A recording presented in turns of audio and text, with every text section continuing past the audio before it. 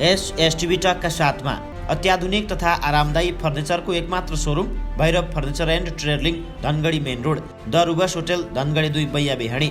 सुदूरपश्चिमकै अत्याधुनिक सुविधा सम्पन्न अस्पताल निसर्ग हस्पिटल तथा रिसर्च सेन्टर प्राली Dhangadhi Asanpur. Reliable Nepal Life Insurance Limited. Reliable forever. Gyaneshwor Kathmandu. Hotel Flora Dhangadhi 3 Chatakpur. Padma अस्पताल प्राली Attariya Kailali. Iris trade and suppliers Godavari नगरपालिका 5 गेटा कैलाली। प्रोप्राइटर परशुराम राणा। वाजिद सिरक गद्दा पसल मेन रोड चौराहा धनगढी। दर्शक महानुभावहरू नमस्कार। एसटिभी टकमा यहाँहरूलाई स्वागत छ।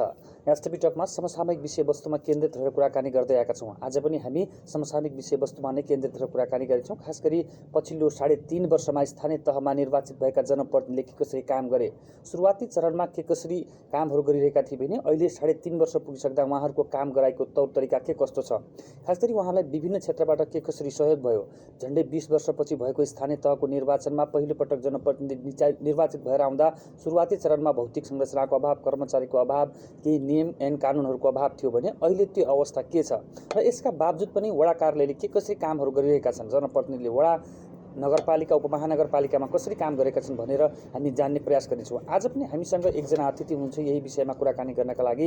धनगढी उपमहानगरपालिका वडा नम्बर 3 का वडा अध्यक्ष बलबहादुर एर। म कार्यक्रममा ढिलो नगरी उहाँलाई स्वागत गर्न चाहन्छु। स्वागत छ यहाँलाई। धन्यवाद। यहाँहरूले पनि निर्वाचित भएर काम गर्न थालेको झन्डै 3.5 वर्षभन्दा बढी हुन थाल्यो। यो 3.5 वर्षको दौरानमा यहाँको अनुभव के रह्यो? हेर्दै अब लगभग कार्यकालै सकिने अवधिसम्म पुगिसकेका छौँ।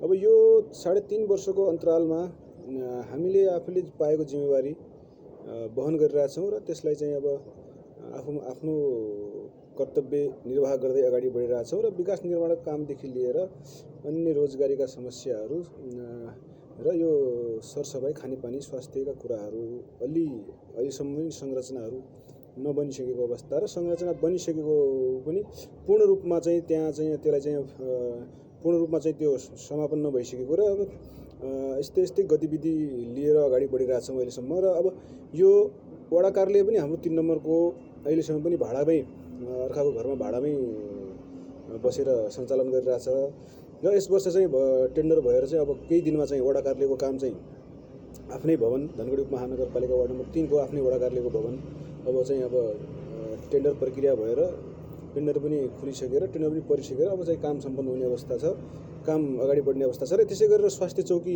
र प्रस्तुति गृह निर्माण भइसकेको लगभग 1 वर्ष भइसकेको छ।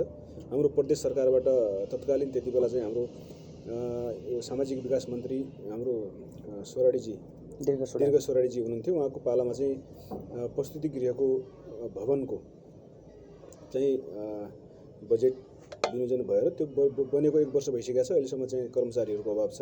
त्यस्तै गरेर स्वास्थ्य चौकी निर्माणाधीन अवस्थामा छ, त्यसले पनि पूर्णता पाएको छैन।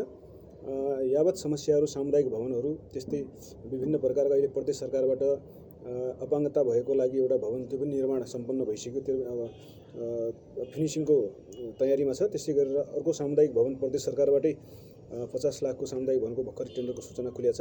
र बाँकी कुराहरू विकास निर्माणका कुराहरूमा अब सडक कालोपत्रीदेखि लिएर ब्ल्याकटपदेखि लिएर ढलहरूदेखि लिएर ढलको सबभन्दा ठुलो समस्या ढलको छ धनगढीमा वार्ड नम्बर 3 मा भनौँ न, हैन। खास गरी अब यहाँले झन्डै 3.5 वर्ष भइरहँदा सुरुवाती चरणलाई कसरी सम्झिनुहुन्छ? त्यो बेलाको काम गर्ने तरिका र अहिलेमा चाहिँ के भिन्न भयो? त्यतिखेर के थियो झन्डै सुरुवाती निर्वाचित भएर आउनुभयो?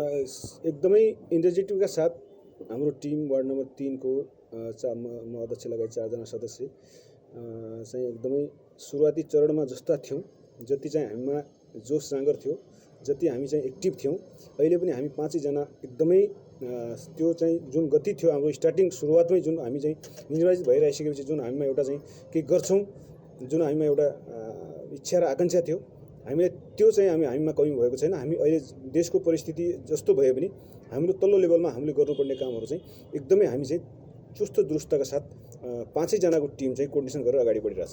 तपाईँहरूको इनर्जेटी त कम भएको छैन भन्नुभयो, तपाईँ उत्साहका साथ अझै पनि काम गरिरहेको छ। तर त्यतिखेरको अवस्था जस्तो कर्मचारीको अवस्था यहाँले अहिले पनि भन्नुभयो अब केही समयपछि हामी आफ्नै भवनबाट सेवा सुरु गर्दैछौँ, अहिले भाडाको घरमा हुनुहुन्छ, वडा कार्यालय, अन्य धेरै कामहरू पनि भयो। तर सुरुवाती चरणमा तपाईँ भर्खर जनताहरूबाट निर्वाचित भएर आउनुभयो, त्यसपछि शपथ ग्रहण गरिसकेपछि तपाईँले काम सुरु गर्दाखेरिको अवस्था र अहिले 3.5 वर्षमा तपाईँसँग कर्मचारी, तपाईँसँग दक्ष जनशक्ति के कति छ, त्यो त्यस्तै हो या होइन? तपाईँहरू आइसकेपछि के त्यसलाई परिपूर्ति गर्नुभयो या नगरपालिकाले, सङ्घीय सरकारले, प्रदेश सरकारले पनि के कर्मचारीको व्यवस्थापन गर्यो? कर्मचारीको व्यवस्थापन अहिले वास्तवमा भन्नुपर्दाखेरिमा धनगढी उपमहानगरपालिकाको सम्पूर्ण वडा कार्यालयमा जस्तो बजारका वडाहरूमा बढीभन्दा बढी चाहिँ सेवक रहेको चाप छ। जनसङ्ख्याको हिसाबले पनि एकदमै चाप छ र कर्मचारीको अभाव थियो। सुरुमा कर्मचारीको अभाव थियो। एकजना सचिव र एकजना कार्यालय सहयोगी र एउटा परिचालिका, तीनजना मात्र थिए। उहाँहरूलाई कामको नै सेवा दिनुपर्ने जुन छिटो छरितो थियो उहाँहरूले सक्नु भएको थिएन, किनभनेपछि सेवाग्राहीहरू बढी अनि कर्मचारीहरूको काम गर्ने स्पिड त थियो तर समयमा चाहिँ सेवा दिन नसक्ने अवस्था थियो। अहिले चाहिँ फेरि 2 जना थप कर्मचारी आएर चाहिँ अहिले पनि 2 जना कर्मचारी थपिएर पनि काम चाहिँ अब सेवा चाहिँ अब जति छिटो छरितो दिनुपर्ने हो अझै त्यति छिटो छरितो दिन सकिएको छैन। अझ पनि यसमा व्यवस्थापनमा अझै व्यवस्थापन धनगढी उपमहानगरपालिकाले व्यवस्थापन गर्नुपर्ने छ र यो 3.5 वर्षको अन्तरालमा पुग्दाखेरिमा र मेरो सुरुवातीको क्रममा हाम्रो टिमले हामी निर्वाचित भइरहेसकेपछि धनगढी उपमहानगरपालिकाकै हाम्रो नेतोतालको जुन एउटा अतिक्रमण जमिन थियो त्यो अतिक्रमण जमिनलाई हामीले चाहिँ एक्सनमा ल्यायौँ र त्यसलाई चाहिँ धनगढी उपमहानगरपालिकाको मातहतमा ल्यायौँ। झन्डै त्यो 3.5 बिघा जति 3 बिघा 5 कट्टा जतिको त्यो क्षेत्रफल छ। त्यस्तै गरेर अहिले अस्ति भर्खरै सुन्नमा आएको छ फिसरोड अगाडिको जुन जमिन हामी चाहिँ मुद्दा झेलिरहेका थियौँ हामी चित्र कार्कीसँग, त्यो मुद्दा पनि पुनरावेदन अदालतबाट चाहिँ हाम्रो पक्षमा चाहिँ सुनवाई भयो भन्ने कुरा छ। त्यो पनि एउटा उपलब्धिको विषय हो। त्यहाँ पनि रिङ रोडसँगै जोडिएको फिसरोड अगाडिको 6-7 कट्टा जमिन त्यो पनि धनगढी उपमहानगरपालिकाको एउटा सम्पत्तिको रूपमा चाहिँ हामीले त्यसलाई पनि धनगढी उपमहानगरपालिकामा गाभ्न सक्यौँ। यस्तै अतिक्रमण जमिनहरूलाई हाम्रो सुरुवाती चरण त्यो भयो। त्यसपछि हामीले चाहिँ विकास निर्माण कामहरूमा चाहिँ जहाँ चाहिँ हाम्रो चाहिँ ग्राइबिल थिएन हामीले ग्राइबिलहरू सकभर पुगाउन कोसिस गऱ्यौँ र अन्त अझै पनि केही ठाउँमा हाल्नु बाँकी छ बजेटको अभावले गर्दाखेरिमा। ब्ल्याक टप पनि गऱ्यौँ हामीले, कालोपत्रे पनि गऱ्यौँ। हामीले चाहिँ सोचेको थियौँ अझ बढी चाहिँ हामी चाहिँ गर्न सक्छौँ, गर्न चाहन्थ्यौँ र बजेटको अभावले हाम्रो 3 नम्बर वडाको मेन चाहिँ समस्या ढलको समस्या, डुबानको समस्या मलाई लाग्छ हाम्रो कार्यकालसम्म म जसरी पनि चाहिँ सङ्घीय सरकारलाई, प्रदेश सरकारलाई, धनगढी महानगरपालिकालाई घचघच्याएर जसरी पनि चाहिँ गर्छु, यसको चाहिँ यो ढलको निकास गर्छु भन्ने जुन सोचका साथ आएको थिएँ। 2055 सालदेखिको डुबानको समस्या वार्ड नम्बर 3 मा विभिन्न तपाईँहरूको मिडियामा, नेसनल मिडियामा, यहाँको लोकल मिडियामा वर्षात याममा चाहिँ धनगढीको सबभन्दा बढी चाहिँ डुबान क्षेत्र भन्ने वार्ड नम्बर 3 2055 सालदेखिको यो चाहिँ समस्या हो। यो समस्यालाई मेरो कार्यकालमा चाहिँ म पुरा गर्छु भनेर मैले बाचा बोलेको थिएँ र त्यो पुरा गर्न सकेन। म क्षमा माग्दछु, किनभने मेरो चाहिँ वडालाई दिने बजेटले त्यो चाहिँ सम्भव छैन। सङ्घीय सरकार र केन्द्रीय सरकारको ध्यान आकर्षण त्यहाँ भइसकेको छैन र यसलाई चाहिँ म यही मिडिया मार्फत म के भन्न चाहन्छु भनेपछि आगामी अब जनतालाई चाहिएको विकास, शिक्षा, गुणस्तरीय शिक्षा, स्वास्थ्य, हैन, त्यो पनि अब हामीले चाहिँ दिन सकेनौँ भनेपछि समस्या आउन सक्छ। जस्तो अब यहाँले भन्नुभयो अब तपाईँहरूले थुप्रै काम त गर्नुभयो, जमिन अतिक्रमण भएका जमिनहरू ल्याउनुभयो, कालोपत्रे सडक गर्नुभयो, ग्राभिल सडक गर्नुभयो, तर सुरुवाती चरणमा निर्वाचित भइरहेसकेपछि जनताका धेरै अपेक्षा र चाहनाहरू थिए। सीमित बजेट थियो, एउटा योजनाका लागि सयौँ निवेदनहरू पर्ने गर्थे। एक ठाउँमा पिचका लागि सयौँ मान्छेहरूले त्यसमा ठेक्का निवेदनहरू हाल गर्ने, योजना माग गर्ने अवस्था थियो। अहिले 3.5 वर्ष पुगिसक्दा त्यही अवस्था छ या केही कम छ? अवस्था त्यही छ। उही बजेट धनगढी उपमहानगरपालिका वार्ड नम्बर 3 लाई धनगढी उपमहानगरपालिकाले दिने बजेट 1 करोड 28 लाख रुपियाँ हो। त्यसमा चाहिँ लक्षित वर्ग कार्यक्रमदेखि लिएर खेलकुददेखि लिएर शिक्षा, स्वास्थ्य, खाने यी विभिन्न र ग्राइबिल र ब्ल्याक टप यी यावत कुराहरूलाई जम्मा 1 करोड 28 लाख रुपियाँ हो। त्यो 1 करोड 28 लाखमा धनगढी उपमहानगरपालिकामा जनसङ्ख्याको हिसाबले पनि ठुलो छ, क्षेत्रफलको हिसाबले पनि ठुलो छ। अस्ति भर्खरै बाटोको लागत दिने बेला 266 वटा 100 मिटरदेखि माथिका सडक 266 वटा सडक छन्। अब 1,28,00,000 रुपियाँलाई 266 डिभाइड गऱ्यो भनेपछि कति हजार कति लाख रुपियाँ बजेट पुग्छ होइन। त्यो अनुसारले पनि जुन स्पिडका जुन चाहिँ हामीले इच्छाका शक्तिका साथ आएको थियौँ, अब केही न केही हुन्छ। 20 वर्ष पछाडि चाहिँ चुनाव भएको छ, पहिलाभन्दा केही न केही बजेटको परिमाण पनि गुणस्तर के अरे उसमा पनि बढेको छ। किनभने पहिला चाहिँ 8-10 लाख रुपियाँ आउँथ्यो एउटा वडालाई, त्यति बेला पनि गुजरात मतलब कुनै एउटा सडक अथवा कुनै एउटा टोल पहुँचको भरमा होइन, कर्मचारी चिने परिचयको भरमा त्यति बेला त संयन्त्र समितिले चलाएको थियो होइन, त्यो हिसाबले चलेको थियो। अब त निर्वाचित भइसकेपछि हामीले चाहिँ जनता स्तरबाट टोल स्तरबाट योजनाहरू छनौट गरेर त्यसरी चाहिँ प्राथमिकको आधारमा चाहिँ हामीले काम गर्ने गरेका छौँ। र मैले कुल मिलाएर तपाईँको मिडिया मार्फत म भन्न चाहन्छु, जुन स्पिडका साथ जुन इच्छा शक्तिका साथ म के गर्छु भनेर आएको थिएँ, म चाहिँ खुसी छैन। सुन्नु न, आज जीवन बिमा गर्न जाउँ है? पछि जाँला नि। जहिले टार्दिनु। एकछिन के भयो भने? पानी प्यास लाग्यो क्या छोरीलाई। ल जाउँ त जाउँ।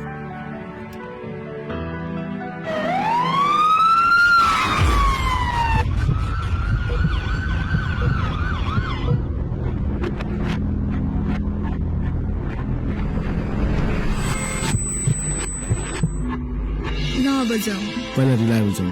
किन? जीवन बिमा गर्न। के भयो आज?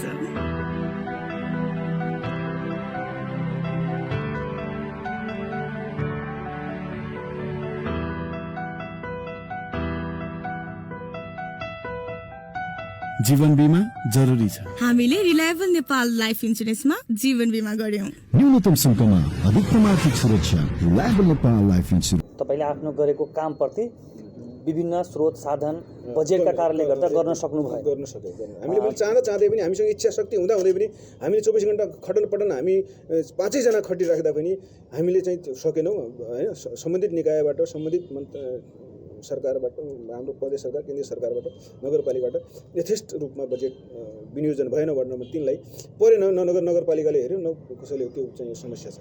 अब यहाँले भनिरहँदा जस्तो आफूले गरेको कामप्रति खासै सन्तुष्ट छैन भनिराख्नु, तर अहिले सुदूर नेपालमा खास गरी सबैभन्दा बढी विकास गरेको भनेको नै वडाहरूले छन्, स्थानीय तहहरूले गरेका छन्। तपाईलाई पनि अब थाहा होला, तपाईको वडामा तपाईँ निर्वाचित भएर आइसकेपछि काला सडक जो छ, पिच सडकको सङ्ख्या निकै कम थियो। अहिले धेरै पिच सडकहरू बनेको छ। धेरै ठाउँमा तपाईँले खानेपानीका योजनाहरू पनि सम्पन्न गर्नुभएको छ, ग्राभेली सडकहरू पनि गर्नुभयो। अहिले पहिलेभन्दा केही पनि एउटा सहज भएको छ। तर अब तपाईँले गर्नै पर्ने के थियो खास, त्यो कुरा चाहिँ अबको बचेको 1.5 वर्षमा सम्भव छ छैन, कसरी लाग्नुहुन्छ त्यो विषय?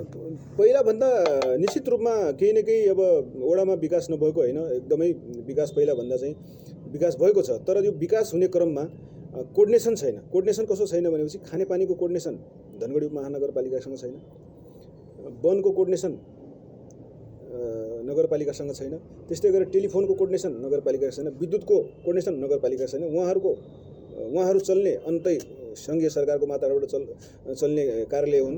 धनगढी उपमहानगरपालिका आफ्नै एउटा सरकार हो हैन। त्यस कारणले के गर्ने बनाएर अब हामी सडक बनाउँछौँ, खानेपानी आउँछ, फुटाउँछ, पाइप हालेर हिँडिन्छ हैन। सडक बनाउँछौँ, विद्युत आउँछ, पोल खन्छ, उ गरिदिन्छ। अब सडक बनाउने क्रममा, सडक विस्तार गर्ने क्रममा यो 3टाको कोर्डिनेसन भएन भनेपछि विद्युत, 4वटाको विद्युत, वन, टेलिफोन र खानेपानी हैन, यी र नगरपालिका स्थानीय सरकार भनौँ, प्रदेश सरकार भनौँ, सङ्घीय, यो 5वटाको चाहिँ कोर्डिनेसन विकास अगर गर्नु छ, देखाउनु छ, एकदम विकासलाई दीर्घकालीन रूपसम्म देखाउनु छ, बलियो बनाउनु छ, गुणस्तरीय बनाउनु छ भनेपछि यो 5वटाको कोर्डिनेसन हुनु जरुरी छ। नत्र भनेपछि हामीले बनाएको 6 महिनापछि 7 वर्षपछि त्यो निश्चित रूपमा चाहिँ उहाँहरूको कारणले गर्दाखेरिमा त्यो फुट्छ, टुटफुट हुन्छ, फेरि जीर्ण अवस्थामा हुन्छ। सबै कोर्डिनेसन हुन आवश्यक छ, एकदम कोर्डिनेसन हुन आवश्यक छ। अब यहाँले अघि भन्नुभयो मैले गर्न नसकेको काम, तपाईँले क्षमा पनि माग्नुभयो। धनगढी महानगरपालिकामा सबैभन्दा बढी डुबान क्षेत्र भनेको नि वडा नम्बर 3, सबैभन्दा बढी जनसङ्ख्या क्षेत्र, भौगोलिक रूपमा पनि सबैभन्दा ठुलो।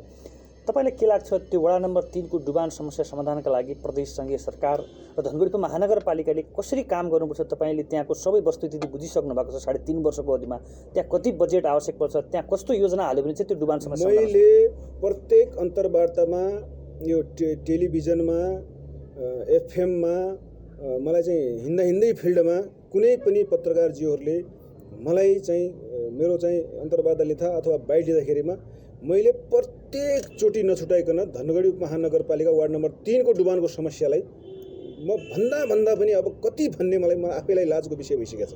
सम्बन्धित निकायलाई यो ध्यान चाहिँ मैले बारम्बार चाहिँ ध्यान आकर्षण गरिरहेको छु। मलाई अब चाहिँ यो हजार लाखौँ पटक भइसकेको छ। मैले भन्दा यो कति भन्ने मलाई आफैलाई एकदमै नराम्रो फिल भइरहेछ यस्तो कुराहरू कि बारम्बार चाहिँ मैले एउटा अध्यक्ष जस्तो निर्वाचित भइसकेको मान्छेले हैन डुबानका समस्याहरू मैले व्यक्तिगत रूपमा त आफ्नो लागि त केही मागेको छैन नि त। डुबानको समस्या धनगढीको मेरो वडाको मात्र होइन, धनगढीको ward number 3, ward number 4, ward number 13, ward number 2, ward number 1 यो धनगढी उपमहानगरपालिकाका जुन पुराना वडाहरू थिए, साबिक 14वटा वडा भनौँ, त्यो 14 वडामा 7वटा वडा जस्तै हाम्रो चाहिँ यो 7वटा वडा छ जो बजार एरियाको, यो बजार एरियाको 7वटा वडाको चाहिँ एउटा ड्रइङ बनाएर एउटा प्लान बनाएर चाहिँ यसलाई चाहिँ अगाडि बढाउनुपर्छ, तब मात्र यसको समस्या डुबानको समस्या समाधान हुन्छ। अब म वडा नम्बर 3 को वडा अध्यक्षको हैसियत भएको हुनाले मैले वार्ड नम्बर 3 को बारेमा मात्र बोल्नुपर्ने हुन्छ, सोच्नुपर्ने हुन्छ। त्यसकारण 2056 सालदेखि जति बेला म 2054 सालमा चुनाव हुँदाखेरिमा त्यति बेलाको म भोटर थिएँ हैन, कुनै पनि राजनीतिक दलमा आबद्ध थिएन, त्यति बेलाको भोटर थिएँ। त्यति बेलाको चाहिँ नेताहरू आइसकेपछि पनि उहाँहरू पनि के भन्नुहुन्थ्यो भनेपछि यहाँको समस्या डुबान र कटानको समस्या समाधान गर्छौँ भने डुबानको साथै कटानको समस्या पनि एकदमै चाहिँ कटानको समस्या पनि छ धनगढी उपमहानगरबाट किनभनेपछि धनगढी उपमहानगरपालिकाको पछिल्लो भूभाग जति छ भन्सारदेखि लिएर चटकपुर हुँदै बोडाडी हुँदै राजपुरसम्मको यो जुन भूभाग छ विशालनगर कालिकानगर यो सबै चाहिँ मोहना नदीको चाहिँ किनारमा साइडमा पर्ने भूभाग छ हैन। कयौँ चाहिँ 14-15 बिघाहरू चाहिँ हाम्रो चाहिँ खेतीयोग्य जमिनहरू चाहिँ हाम्रो चाहिँ बगरमा परिणत भएको तपाईँहरू देखिराख्नु भएको छ। अहिलेसम्म चाहिँ त्यो नक्सामै नदी भनेर आइराखेको छ, मान्छेहरू एकदमै त्यो चाहिँ समस्या छ। यी यावत समस्याहरूमा हामीले चाहँदै पनि धनगढी महानगरपालिका हामी निर्वाचित भएर आइसकेपछि हामीले चाहिँ प्रत्येक वर्ष यी कुराहरूलाई उजागर गर्दै उठाउँदै सम्बन्धित ठाउँमा चाहिँ सिफारिस पठाउँदै सम्बन्धित मन्त्रालयमा सम्बन्धित निकायमा यहाँका प्रदेशबाट जितेर गएका हाम्रा चाहिँ सङ्घीय सरकार प्रदेशबाट होइन सङ्घीय सरकारबाट जितेर गएका चाहिँ हाम्रा नारदमुनि राणाजी हुनुहुन्छ, उहाँले पनि चाहिँ बगैँचा चाहिँ चुनावी एजेन्डा बनाएर डुबानको समस्या र कटानको समस्यालाई हामी समाधान गर्छौँ भनेर उहाँले चाहिँ 1000 लाखचोटि बोलेर गइसकेका नारदमुनि यहाँका सङ्घीय सांसद हुनुहुन्छ। जितेर आएको दिनदेखिबाट धनगढी महानगरपालिका वार्ड नम्बर 3 मा एकचोटि अनुहार देखाउन आउनु भएको छ। खाली तपाईँको बलबुता र स्थानीय तहको बजेट मैले अहिलेसम्म धनगढी महानगरपालिकाको अहिलेसम्म वार्ड नम्बर 3 को धनगढी महानगरपालिकाले दिएको बजेट भन्दा बाँकीको बजेटहरू चाहिँ हाम्रो चाहिँ तपाईँलाई म प्रश्न मिडिया मार्फत भनिदिन्छु। केही कुराहरू धनगढी वडा कार्यालयको मेरो चाहिँ आफ्नो पर्सनल हिसाबले पनि मैले 10-20 लाख रुपियाँ होइन 15-20 लाख रुपियाँ तटबन्धन ग्राइभिल पिचको लागि आछ। त्यसै गरेर अन्य राजनीतिक पहुँच भएर र कर्मचारीको चिना परिचयको हिसाबले राजनीतिक दलको हिसाबले पनि आएको छ हैन। हल्का प्रदेश सरकारले चाहिँ धनगढी वार्ड नम्बर 3 लाई विशेष रूपमा प्राथमिकता दिएको छ। एकदमै यसमा चाहिँ सानो बहुवर्षीय योजनाहरू बनाएर पनि प्रदेश सरकारले चाहिँ वार्ड नम्बर 3 लाई बजेटिङमा प्राथमिकता दिएको छ। तर सङ्घीय सरकारबाट अहिलेसम्म हामीले धनगढी महानगरपालिका सङ्घीय सरकारका सांसद हुनुहुन्छ जो भोलि पनि अब आएर फेरि चुनाव आउने समय आइसकेको छ। भोलि फेरि उहाँ आउनुपर्छ, फेरि भोट माग्नुपर्छ। कुन हिसाबले जनताको अगाडि गएर भोट माग्ने भोलि हैन। आफूले बोलेको कुराहरू 100% नसके पनि केही प्रतिशत त पुरा गर्नु पर्यो। ल पुरा भएन पहल कदममा त अगाडि बढिदिनु पर्यो। ल म गर्दैछु यस्तो गर्दैछु भनेर यसमा चाहिँ राजनीतिक प्रतिशोध राख्ने किन? अब त झन् राजनीतिक प्रतिशोध भइहाल्यो। उहाँ त अर्कै खेमातिर जानु भएको छ। अब यहाँ अध्यक्षहरूको खेमाको छ हैन। यो हिसाबले पनि यो चाहिँ अलिकति तालमेल बिग्रेको छ। म उहाँलाई भन्न चाहन्छु धनगढी महानगरपालिका वार्ड नम्बर 3 ले पनि तपाईँले बढीभन्दा बढी मत तपाईँलाई त्यहाँका जनताले दिए हुन्, त्यो मतको कदर गर्नुहोस् र धनगढी महानगरपालिका वार्ड नम्बर 3 को जुन समस्या छ त्यो समस्याको लागि तपाईँ आवाज उठाउनुहोस्। अब लगभग हामी अन्त्यतिर पुग्छौँ। खास गरी यहाँ जुन पार्टीबाट निर्वाचित भएर जनप्रतिनिधि भयो, 2/3 सरकार प्रदेश र केन्द्रमा थियो। तपाईँको पार्टी खास गरी विभाजनको सङ्घारमा पुगिसकेको अवस्था छ।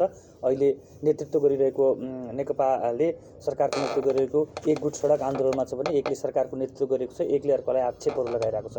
जुन प्रधानमन्त्री केपी शर्मा ओलीले पुस 5 गते संसद विघटन गरेर यो अवस्था सिर्जना भएको छ, यसलाई चाहिँ तपाईँले कसरी लिनु भएको छ? यो सही हो गलत? मैले के यसमा चाहिँ मेरो बुझाइ आफ्नो पर्सनल बुझाइ के हो भने चाहिँ हाम्रो चाहिँ प्रधानमन्त्रीले आफूलाई असहज परिस्थिति भयो, मलाई चाहिँ काम गर्ने वातावरण दिएन, मलाई चाहिँ एक कदम पनि अगाडि बढ्न दिएन भनेर जुन चाहिँ संविधानमाथि कु गर्नुभयो, जुन चाहिँ सांसद विघटन गर्नुभयो, उहाँले सांसद विघटन गरिसकेपछि फेरि मन्त्री बनाउनु भएको छ कि उहाँ चाहिँ कस्तो राजनीतिक व्यक्ति के कस्तो देशको प्रधानमन्त्री जस्तो मान्छे सांसद विघटन भइसकेपछि आफू चाहिँ पावरफुलमा रहनलाई आफ्नो सत्ता जोगाइराख्नका लागि फेरि मन्त्रीहरूलाई मन्त्रीमण्डल विस्तार गर्ने मन्त्रीहरू थप्ने सांसद विघटन भइसकेपछि कसरी मन्त्री थप्ने? सांसद त विघटन भइसक्यो नि त। सांसद विघटन भइसकेपछि नयाँ जुन पुराना जो यथावत जुन चाहिँ मन्त्रीहरू थिए उहाँहरूले चाहिँ त्यो चाहिँ मन्त्रालयहरू आफ्ना मन्त्रालयहरू चलाउने, प्रधानमन्त्रीले आफ्नो कामहरू गर्ने। अब थप नयाँ मन्त्रीहरूलाई कसरी जोड्ने?